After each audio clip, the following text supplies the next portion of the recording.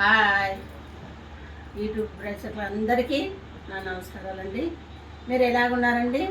మీరు బాగుండాలని నేను మనస్ఫూర్తిగా కోరుకుంటున్నానండి. నేను కూడా చాలా బాగున్నానండి.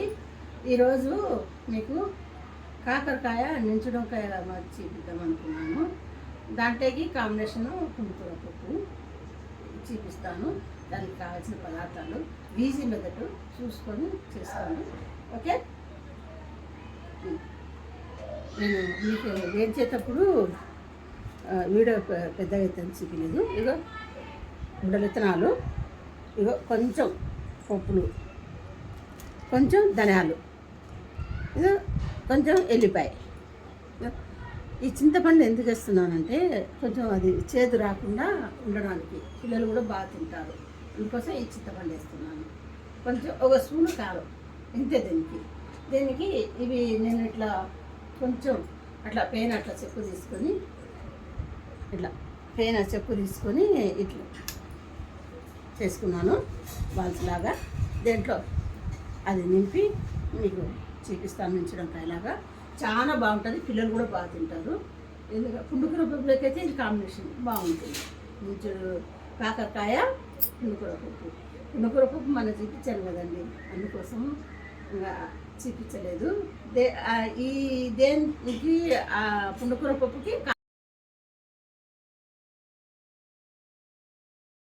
అండి ఇట్లా కాకరకాయ కొంచెం కాటు పెట్టుకొని ఇట్లా దేంట్లో మసాలా నింపుకుంటే ఇత్తనాలు లావు ఉంటే తీసేయండి, సన్నగా ఉంటే ఏం తీయొద్దండి, బాగుంటుంది. సన్నగా ఉన్నాయి కాబట్టి తీయలేదు నేను. ఇక ఇట్లా సన్నగా ఉన్నాయి కాబట్టి తీయలేదు. ఇట్లా సన్నగా ఉన్నాయి కాబట్టి తీయలేదు. లావు ఉంటే తీసుకోండి. ఇది నించడం నించిన తర్వాత చూపిస్తాను. ఓకే, సరిపోయిందా? మిక్సీలో ఇది వేస్తున్నాను చూడండి. ధనియాలు, కొంచెం పప్పులు, పల్లీలు, ఇక ఎల్లిపాయలు కూడా వేస్తున్నాను చూడండి. ఇక కొంచెం చింతపండు కూడా వేస్తున్నాను చూడండి, ఎందుకంటే చేదు కాబట్టి కొంచెం చింతపండు వేసుకోండి, ఏం కాదు.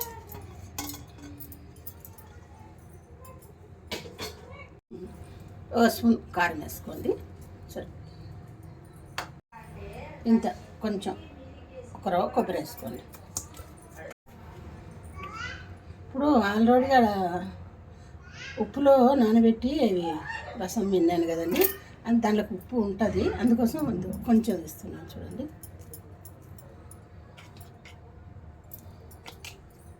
మీకు పట్టినాక నింపేటప్పుడు చూపిస్తాను చూడండి. ఇట్లా ఇవన్నీ మిక్సీ పట్టుకున్నాను. మిక్సీ పట్టుకొని ఇట్లా కాకరకాయలు ఇట్లా నింపుకోండి. ఇట్లా నేను చూపించినట్టుగా చేసుకోండి, బాగుంటుంది.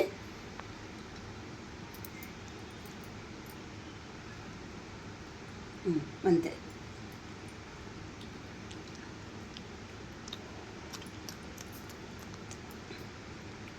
ఇవి సన్నవి లేతగా ఉన్నాయని గింజలు తీయలేదండి, ముదురు అయితే తీసుకోండి. లేతగా ఉన్నాయి ఏం కాదు, బాగుంటుంది. కరువు అంటే పట్టు కింద పడి.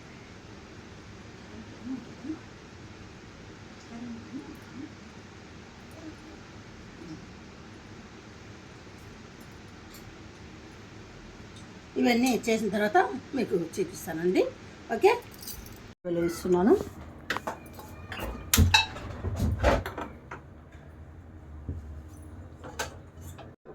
ఇప్పుడు ఆయిల్లో ఇవి ఇలా వేసుకోండి.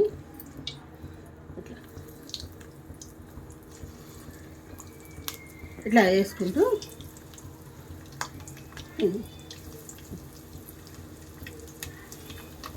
దేంట్లో అంతా మసాలా పెట్టినాం కాబట్టి కొంచెం బోల పడకుండా ఇట్లా ఎలకల్లా పెట్టుకోండి.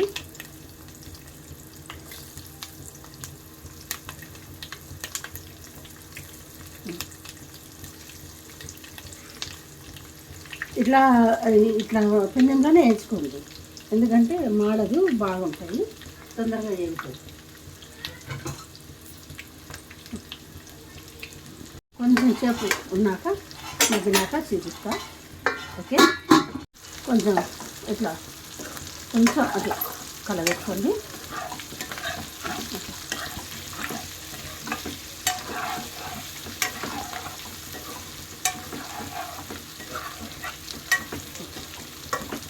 అందరూ దానికి మూత దారాలు చుట్టడము లబ్బర్లు వేయడం అట్లా వేస్తారు. ఏం వేయకండి, ఇది ఏం లేదు కదా, ఆ నూనెలోనే ఉంటుంది కాబట్టి దాన్ని కూడా వేసుకొని అన్నంలో కలుపుకొని తినచ్చు, బాగుంటుంది.